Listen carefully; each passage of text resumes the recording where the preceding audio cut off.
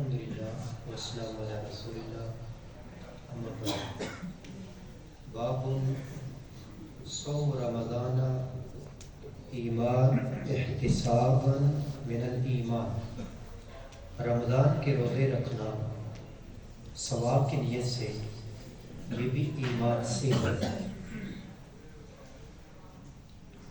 قال حدثنا ابن سلام قال اخبرنا محمد بن فضيل قال حدثنا يحيى بن سعيد عن ابي سلمة عن ابي هريرة رضي الله عنه قال قال رسول الله صلى الله عليه وسلم، رسول اللہ صلی اللہ علیہ وسلم نے فرمایا، من صام رمضان، جس نے رمضان کے روزے رکھے، ایمانا و احتسابا، ایمان کی وجہ سے اور ثواب کی نیت سے،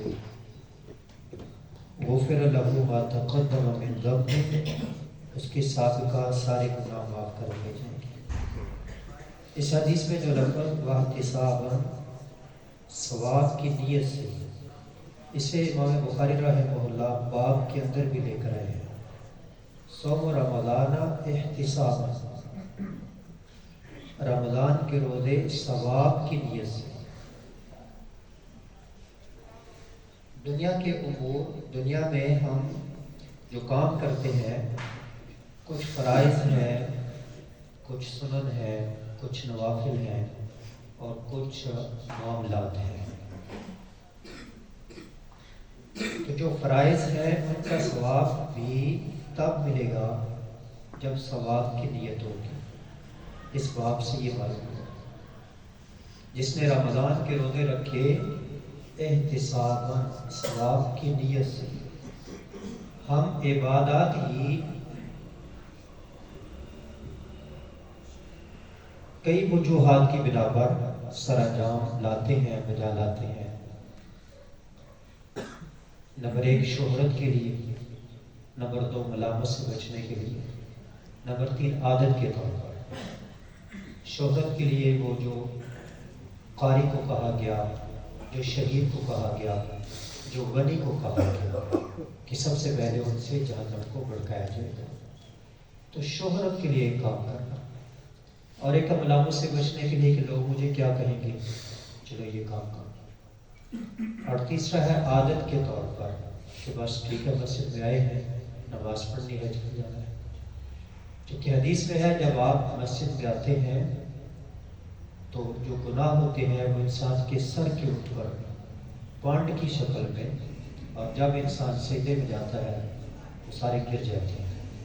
کیا جب ہم مسجد میں آتے ہیں تمہارے ذہن میں یہ ہوتا ہے کہ میرے جتنے گناہ، مثلاً مغرب سے لے کر عشاء تک، جس میں اسپیشل الفاظ ہیں، صبح کی نماز پڑھی، صبح سے لے کر ظہر تک جتنے گناہ ہوئے، ظہر کی نماز آپ پڑھنے کے لیے آئیں گے، وضو کریں گے تو وہ گناہ سر کے اوپر پانڈ کی شکل میں آ جاتے ہیں۔ جب سجدے میں جاتے ہیں وہ گر جاتے ہیں، سارے معاف ہو جاتے ہیں۔ ہم مسجد میں داخل ہوتے ہیں، ہماری کیفیت کیا ہوتی ہے؟ بس آئے اور چلے گئے، یہ عادت ہے، اس کو عادت کہیں گے، معمول ہم کہیں گے۔ عبادت رب کی طرف توجہ، تکبیر ہو جاتی ہے، امام اللہ اکبر کہہ دیتا ہے، باتیں ہو رہی ہوتی ہیں۔ اب حدیث بیان ہو رہی ہے، قرآن کریم کے اندر واضح الفاظ ہیں، ادب بیان ہوا ہے نبی صلی اللہ علیہ وسلم کا، لا ترفعوا اصواتکم فوق صوت النبی، نبی صلی اللہ علیہ وسلم کی بات سے اپنی آواز بلند نہ کرو۔ کیا یہ قرآن کی آیت صرف مکہ مدینہ والوں کے لیے تھی، اب ختم ہو گئی؟ قرآن کریم کی ہر آیت قیامت تک کے لیے ہے۔ جیسے نبی صلی اللہ علیہ وسلم کی ذات کا اکرام ہے، ویسے ہی نبی صلی اللہ علیہ وسلم کی بات کا اکرام ہے۔ جملہ یاد کر، جیسے ذات کا اکرام ویسے ہی بات کا اکرام۔ تو ہم فرائض ثواب کی نیت سے، نوافل سنن ثواب کی نیت سے، دن میں 12 سنتے آپ ادا کرتے ہیں، جنت میں محل بن جاتا ہے۔ اور ایک محل 5 مرلے کا تیار کرنا ہو تو ایک آدمی کی پوری زندگی لگ جاتی ہے، اور بعد والی 2 نسلیں اس میں زندگی گزار جاتی ہیں۔ ان کی ہمت نہیں ہوتی کہ وہ اس طرح کا دوبارہ گھر بنا پائے۔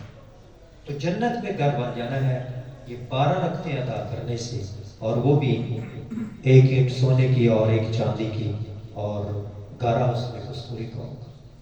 ہم قربانی کرتے ہیں، اچھا بکرا لے کر آؤ، بچے پڑوسی کا بکرا دے کر کہیں گے ہمارا بکرا چھوٹا ہے، اس سے بڑا لے کر، ہم تو بچوں کے لیے قربانی کر رہے ہیں۔ ابراہیم علیہ السلام کی یہ سنت ہے، انہوں نے بیٹے کے گلے پر چھری چلائی تھی، تو یہ تو اپنے آپ کو قربان کرنے کی یاد دہانی ہے، اپنی خواہشات کو قربان کرنے، ہمارے تمام معاملات بگڑ چکے ہیں۔ اللہ کریم سے دعا ہے کہ اللہ کریم ہمیں عبادات جو فرائض ہیں وہ بھی، جو سنت ہے وہ بھی، جو نوافل ہے وہ بھی، اور جو معاملات ہیں ان کو بھی یوں کہ ان پر بھی ثواب ملے۔ آپ کے 24 گھنٹے ثواب کے بن سکتے ہیں۔ جو دکاندار ہے، تاجر ہے، وہ اپنی دکانداری کرتے ہوئے ثواب کما سکتا ہے۔ ایک چرواہا آیا، کہا اپنے اونٹوں کو کھلایا پلایا کرو، اس پر ثواب ملے گا۔ کہا میں اپنے اونٹوں کو، اونٹنیوں کو کھلاؤں پلاؤں، اس کی وجہ سے مجھے گوشت ملنا ہے، دودھ ملنا ہے، پیسے ملنے ہیں، کھل ملنی ہے، تو ثواب بھی ملے گا۔ کہا فی کل کابد رطبۃ اجر، ہر تر جگر کو آپ کھلا پلا رہے ہیں، اس پر اجر ہے۔ اگر اونٹوں کو، گائیوں کو، بکریوں کو کھلانے پلانے پر چرواہے کو اجر مل سکتا ہے، تو دکاندار جو انسانوں کو کھلا پلا رہا ہے اس کو اجر کیا ملتا ہے۔ تو آپ اپنی زندگی کے 24 گھنٹے کے بعد سونے لگے ہیں، اس لیے سوئیں تاکہ آپ آرام